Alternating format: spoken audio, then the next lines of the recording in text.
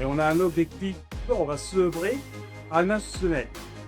C'est l'amidon qui va accélérer le développement des papilles ruminales.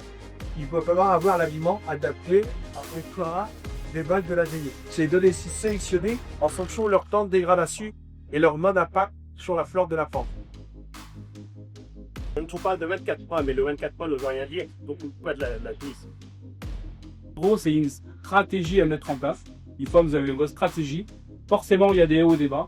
On n'en démord pas. Si on fait coule de trop, on essaye de réfléchir comprendre pourquoi. On faut faire un retour en arrière. Et puis après, on rectifie et on a.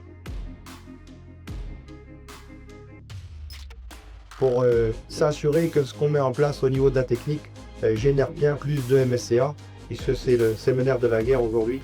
Pour parler d'efficacité alimentaire, on avait travaillé la qualité des fourrages, la présentation, les stades de récolte et tout ça dans un seul but, maximiser l'ingestion.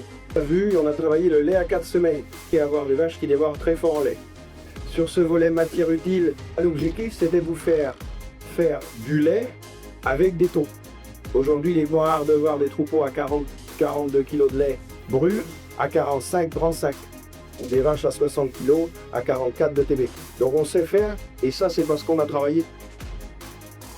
Alors la durée de tarissement idéale, en fait, on sait qu'il ne faut pas redescendre en dessous 55-50 jours parce que vous avez un impact sur la lactation suivante. L'optimal étant situé entre 60 et 55 jours. C'est vrai que le fait de pouvoir faire plus de lait avec le même bâtiment nous a permis de progresser aussi, quoi. Il a permis d'écraser les charges relativement. Et aujourd'hui, là, vous êtes à 43 kg de lait corrigé, 48, 36, on n'a jamais connu ça.